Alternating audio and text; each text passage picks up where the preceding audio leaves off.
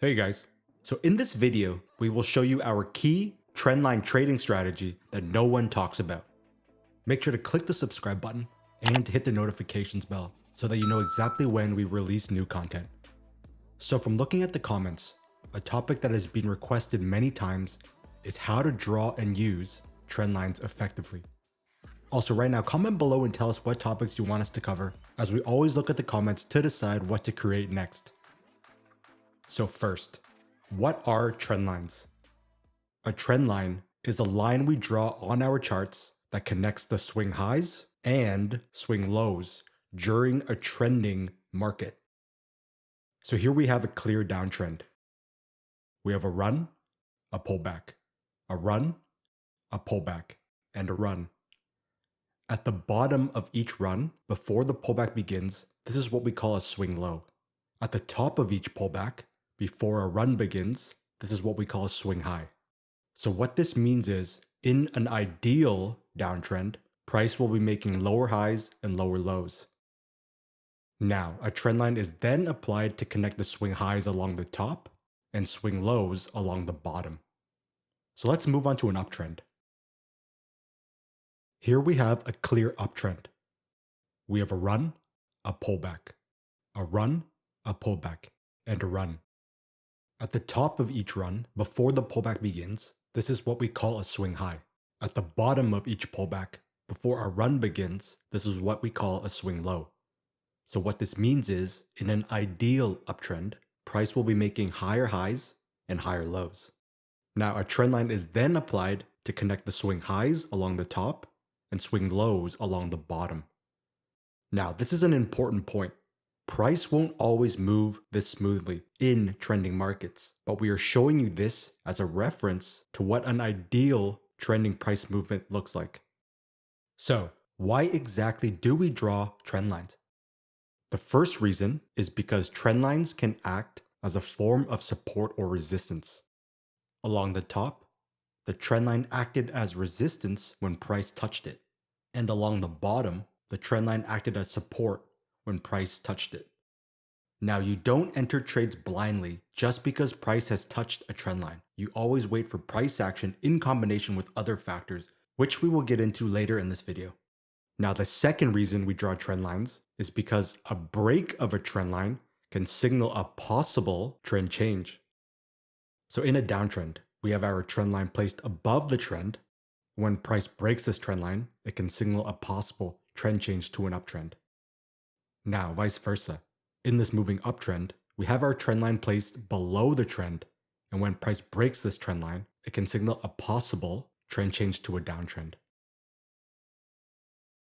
So again, you have your moving uptrend, we have our trend line placed along the bottom of the uptrend. Once price breaks this trend line, it signals a possible trend change to a downtrend. And again, once this downtrend starts, we put a trend line above the moving downtrend. And once price breaks this trend line, it signals to us another possible trend change to an uptrend. Again, here were your trend lines. Before, you had your breaks and then trend changes. Now, this is a very important point. What we just showed you is what occurs in an ideal situation, but is not the law. You need to pair these trendline breaks or rejections with key price action factors before looking for a trade entry, which we will get into later in this video. So now that you know what trend lines are and why we apply them onto our charts, let's go through in depth how to draw trend lines effectively. So first, let's go through the concepts we follow when drawing trend lines. 1. You need a minimum of 2 touches to be able to draw a trend line. The more touches, the better, but more touches does not guarantee that it will hold the next time around. 2. Trends don't always move smoothly. They're often choppy and imperfect. 3. Treat trend lines as areas, meaning use them as guidance for your overall analysis, not the law. 4. Don't force trend lines. If they are obvious and help your overall analysis, draw them in. But if not, leave them out, because there won't always be suitable price movement where you can draw a trend line on it. So now let's start simple with what ideal, best case scenario trend lines will look like. Now here is your current moving downtrend. You click on your line drawing tool, start from past the first swing high, and drag the line down, connecting the 2 points. Also, make sure when you draw your trend line to have it extended further down. because if price makes it back up to this trend line in the future, you want to have it ready there as a reminder to look. So here was your last trend line that would have been drawn before price broke the trend line. Now, if you want, you can also draw this longer term trend line along these higher points like this.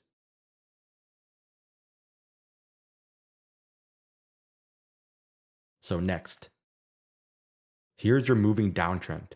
And again, we connect the swing highs along the top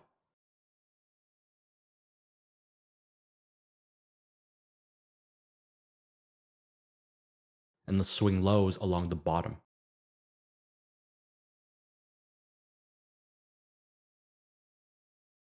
So next. Now, this is an important point we want to discuss. There isn't always a trend line you can draw, as there isn't always going to be suitable price movement for a trend line to be applied to it.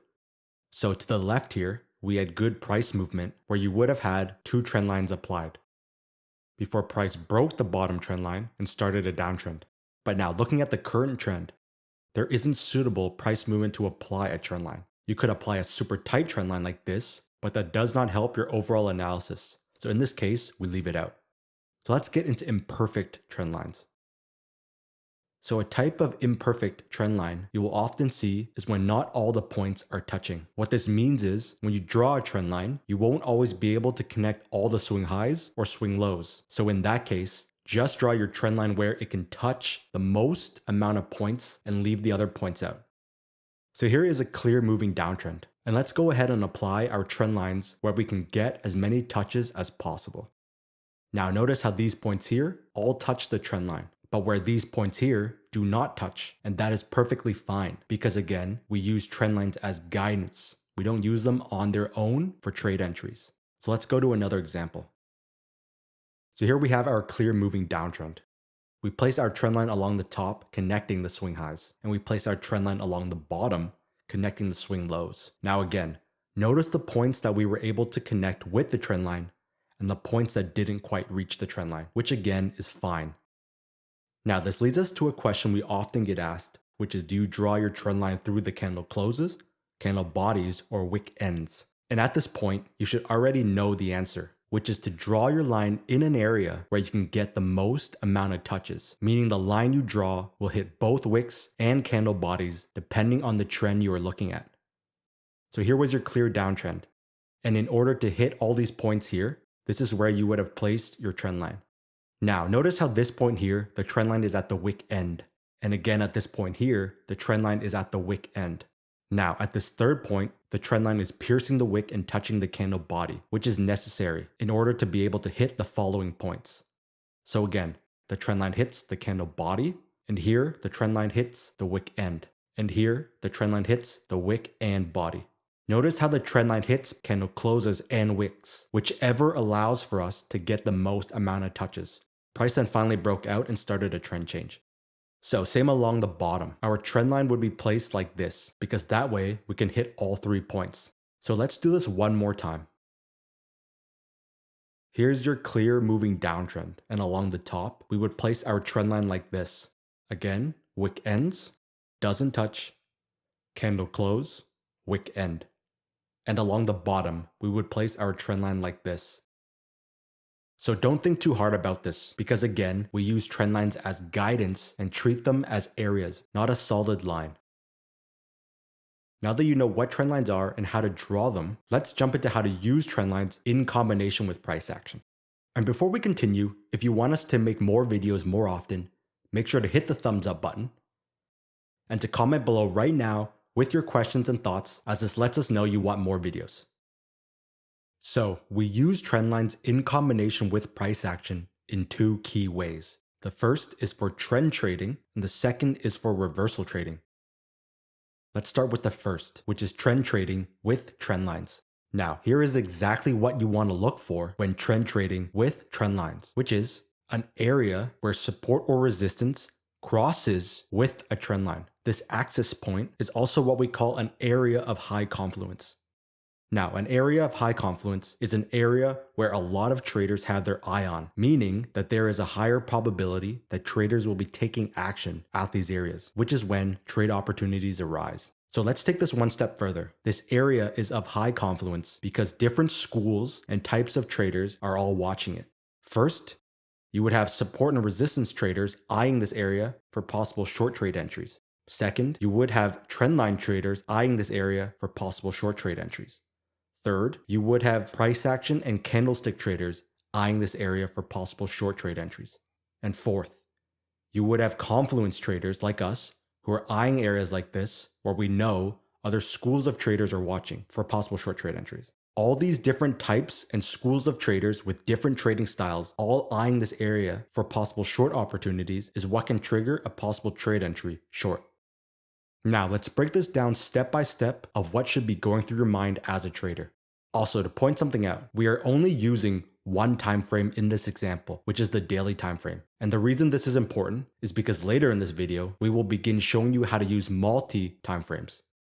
So first, you would have established that this is a moving downtrend as price was making lower highs and lower lows. So you would want to trade with the moving downtrend.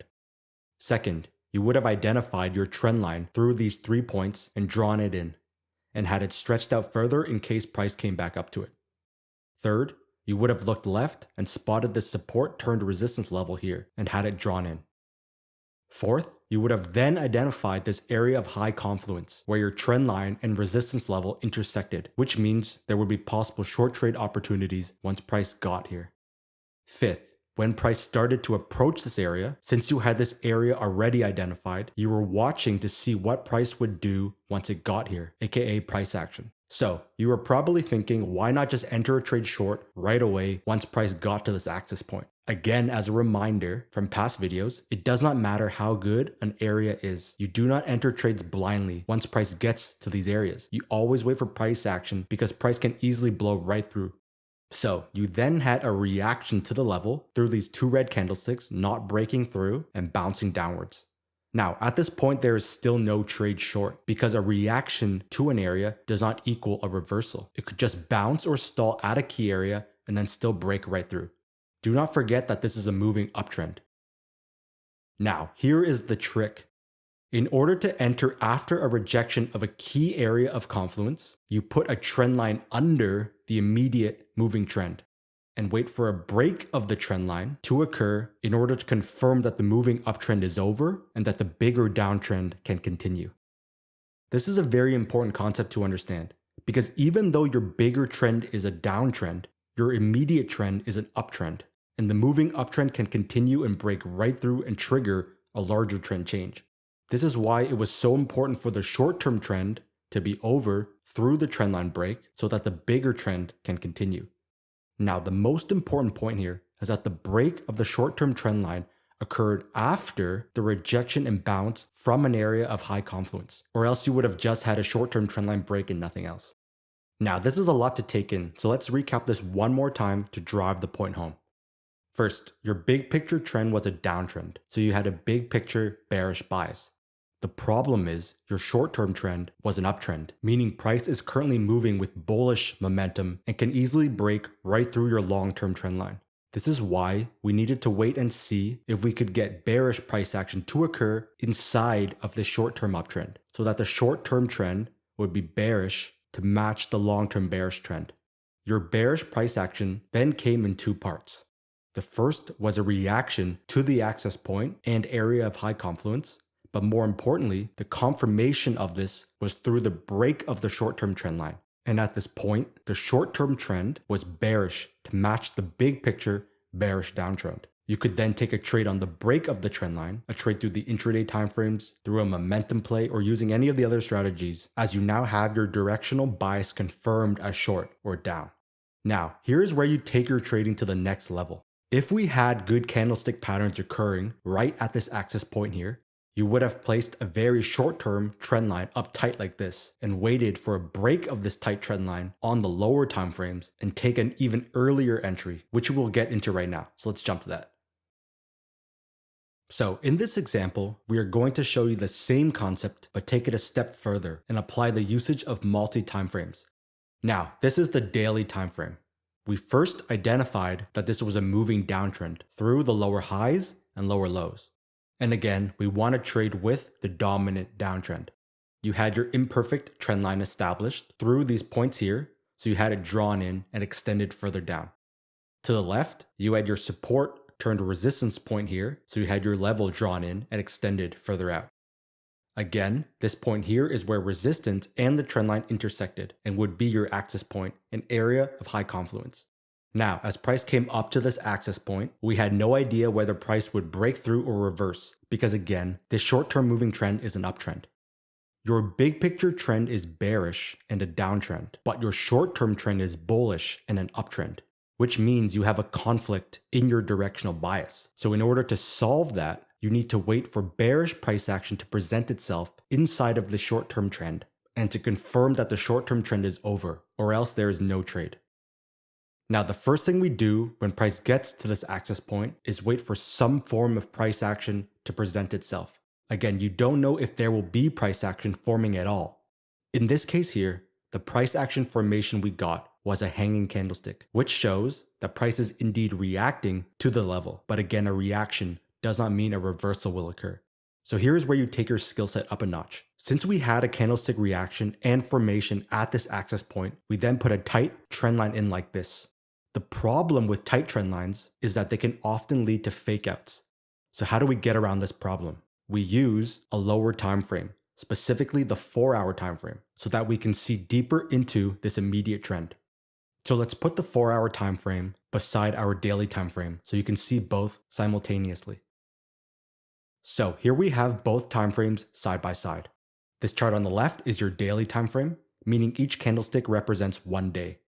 The chart on the right is the 4-hour time frame, meaning each candlestick represents 4 hours time. Here is the resistance level on the daily time frame, and here is the same resistance level on the 4-hour time frame. Here is the long-term trend line on the daily time frame, and here is the same long-term trend line on the 4-hour time frame. Here is the short-term trend line on the daily time frame, and here is the same short-term trend line on the 4-hour time frame. On the daily time frame short-term uptrend, you couldn't see much, but now in contrast, on the 4-hour time frame, you can see so much more detail. You can actually see the swing highs and swing lows of price. Now that you understand multi-time frames, let's recap this all. You had a big picture downtrend, meaning a long-term bearish bias, but a short-term uptrend, meaning a short-term bullish bias, which means you were conflicted in your direction. Once price gets to your access point, an area of high confluence, you need price action for a trade short. Since you had a reaction to the access point through the hanging candle, you put a tight trend line in. But because on the daily time frame, you cannot see deeper into the short-term uptrend, you needed to use the 4-hour time frame to look deeper into the short-term uptrend. Here in the 4-hour time frame, we were then looking for a trend change on this moving uptrend so that the short-term uptrend could turn bearish to match the long-term bearish downtrend. You have a run, a pullback, a run, a pullback, a run, a pullback, a run, a pullback, a run. This is your clear uptrend because price is making higher highs and higher lows. So here it is. Price then broke the short-term trend line, which is your bearish signal number 1, and then makes a lower low, your bearish signal number 2. You now have bearish price action that entered the market, confirming that the short-term uptrend is over and that the longer-term downtrend can continue.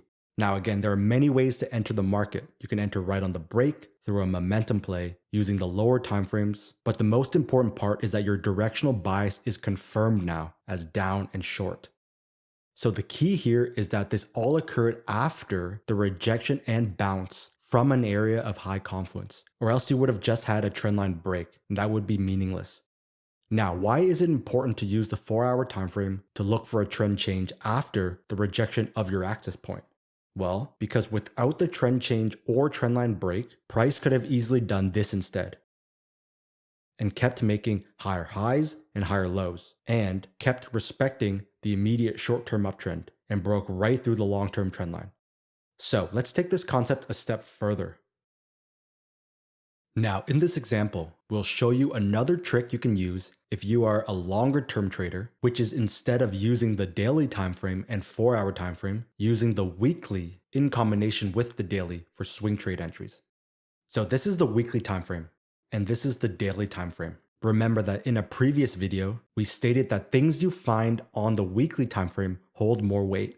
So let's go through the process again. Here in the weekly, you have the clear moving downtrend as prices making lower highs and lower lows. So you want to trade with the moving big picture downtrend. You then had your trend line established through these 2 points here. You had multiple rejections and your support turned resistance zone here.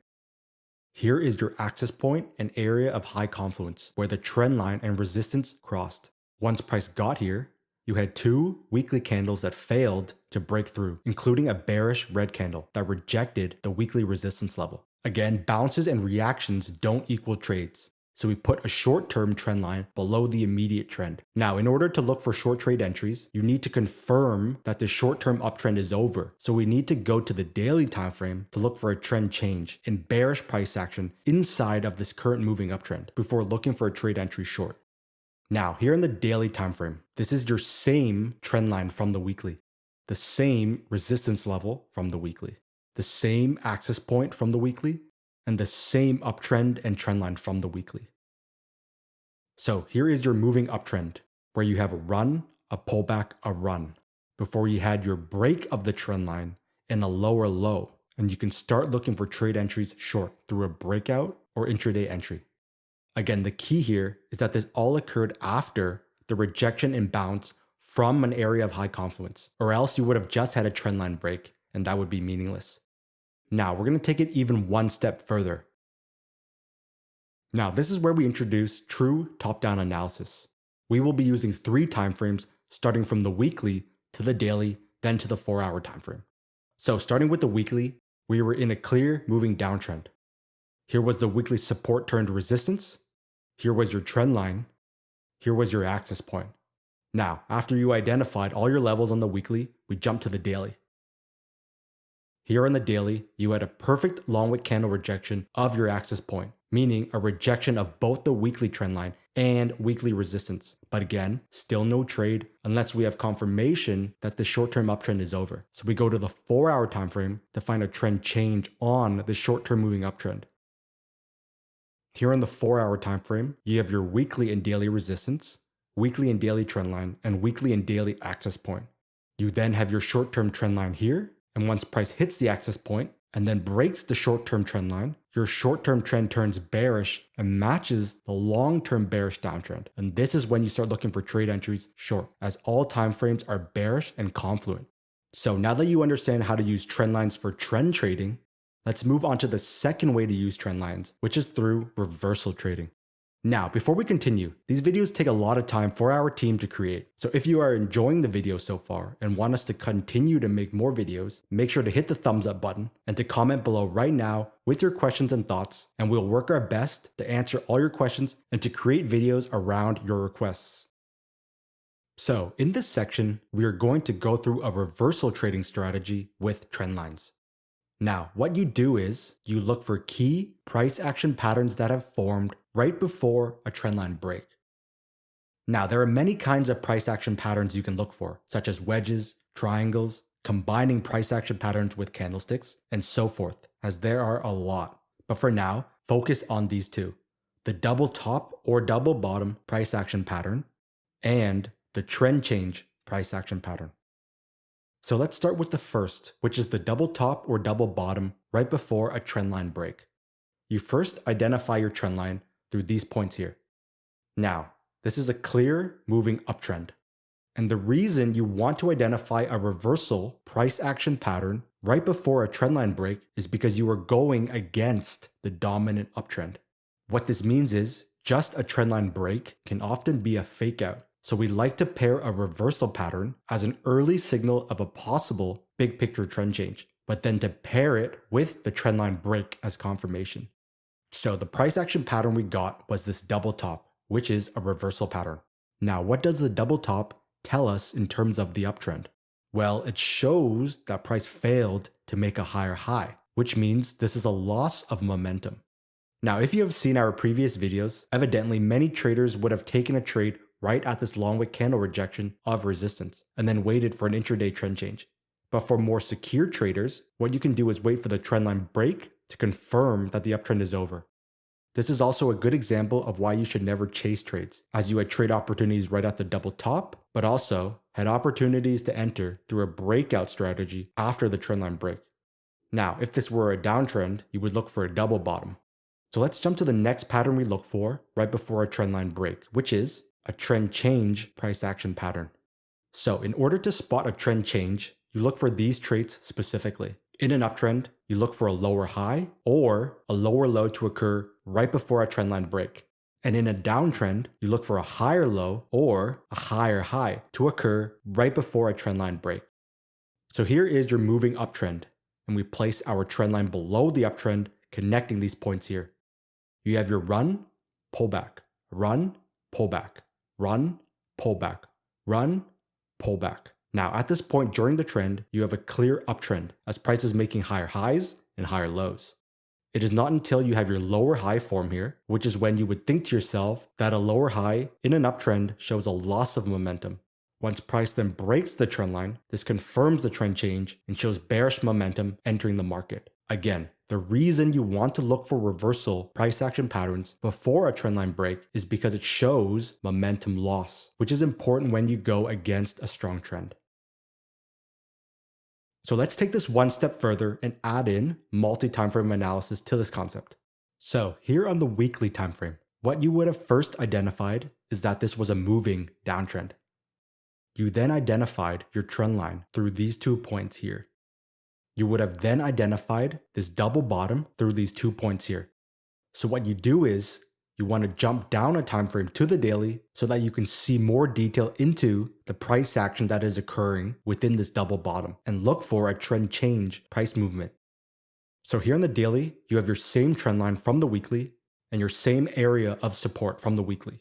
Here is where the double bottom occurred on the weekly time frame. And again, we see a lot more detail on this daily time frame. So again, in order to confirm the weekly double bottom reversal pattern, you want to also look for bullish price action that shows a trend change from a downtrend to an uptrend on this time frame. And you got this through the following things. You have your clear moving downtrend through the run, pullback, run, pullback, run. Price then failed to make a lower low and made a same low, showing a loss of momentum. So you have a double bottom inside of a double bottom. And then a higher high, which is the first sign of a possible trend change. You then had another higher low, which is another trend change signal. After you had your trend line break, you would then look for breakout entries through the intraday and lower timeframes. So this topic of using multi-timeframes and timeframe confluence gets even deeper and would take too long to completely explain in one video, but we will continue to build on it in future videos. Now, this is a very important point we want you to understand, which is that trading comes down to the simple concept of trade quality, meaning there are low quality trades and high quality trades. The more you learn means the more you can see, which then allows you to choose between okay trades and high quality trades. Think back to the past videos where we showed you the importance of candlestick patterns at key levels. And of course, you can enter just like that, but those are average quality trades. What you want to do is take high quality trades, and knowing the concepts we have introduced in this video will help you build towards that endgame. Increasing trade quality is knowing when not to take trades, which is just as important as knowing when to take trades.